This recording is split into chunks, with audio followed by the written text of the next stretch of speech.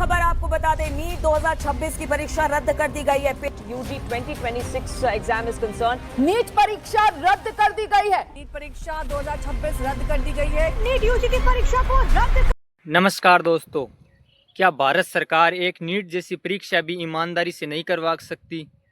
आखिर कब तक बच्चे इन पेपर माफियाओं के हाथों लूटते रहेंगे? मेहनत करने वाले छात्र इस सिस्टम की लापरवाही का शिकार कब तक बनते रहेंगे? क्या ये सरकार एक नीट जैसी परीक्षा भी ईमानदारी से नहीं करवा सकती?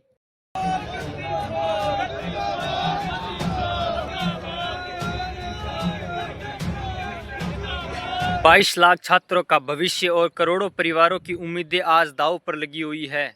आज पूरा देश पूछ रहा है, अगर देश की सबसे बड़ी मेडिकल परीक्षा का पेपर भी सुरक्षित नहीं है तो आखिर इस सिस्टम में सुरक्षित क्या है? पूरा देश पूछना चाहता है सरकार से। एक नीट का छात्र सिर्फ पढ़ाई नहीं करता है, वो अपनी पूरी जिंदगी दांव पर लगा देता है। ना त्योहार, ना दोस्त, ना आराम, किराए के मकान में रहकर तैयारी करता है। उनके माँ बाप मजदूरी कर कर उनकी कोचिंग फीस जमा करवाते हैं। 2-2 साल तक बच्चे अपने माँ बाप, अपने घर वालों से दूर रहकर ये तैयारी करते हैं।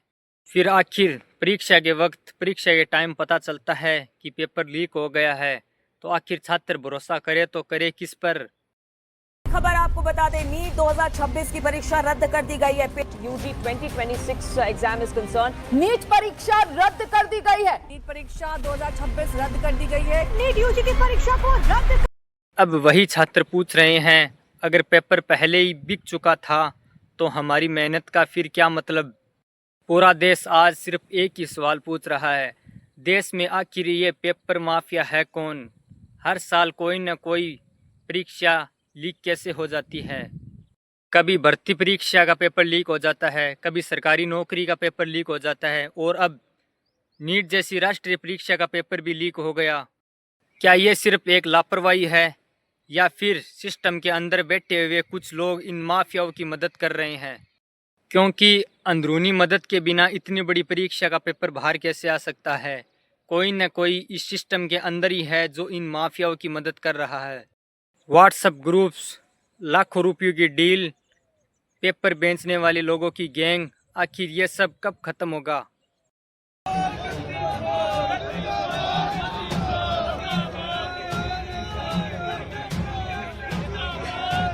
अब सीधा सवाल सरकार से, जब छात्र महीनों तक मेहनत कर सकते हैं तो सरकार एक परीक्षा ईमानदारी से क्यों नहीं करवा सकती? जब देश डिजिटल इंडिया की बात करता है, AI की बात करता है, सुपर पावर बनने की बात करता है, तो फिर एक एग्ज़ाम सुरक्षित क्यों नहीं करा पा रहा है? आखिर इसकी जिम्मेदारी कौन लेगा? क्या शिक्षा मंत्री जवाब देंगे कि आखिर बार बार पेपर लीक क्यों हो रहे हैं?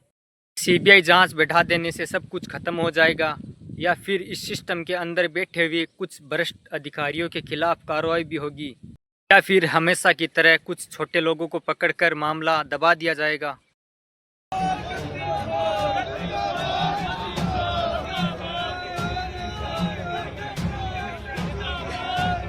आज लाखों छात्रों का भविष्य दांव पर लगा हुआ है। कई बच्चे डिप्रेशन में हैं, कई छात्र रो रहे हैं, उनके माँ बाप, लाखों परिवार आज सरकार से न्याय की मांग कर रहा है। जब छात्र न्याय के लिए सरकार के खिलाफ आवाज़ उठाते हैं तो उन पर पुलिस द्वारा लाठियां बरसाई जाती है। आखिर ऐसा कब तक चलेगा? आज देश के लाखों छात्र सरकार से न्याय की मांग कर रहे हैं।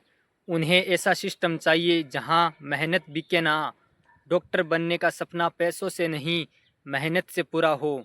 और सरकार को ये समझना होगा, ये सिर्फ एक पेपर लीक नहीं है, ये देश के लाखों करोड़ों युवाओं के भविष्य के साथ खिलवाड़ है।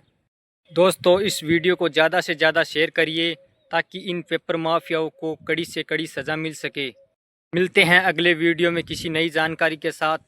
तब तक सेफ रहिए, सुरक्षित रहिए।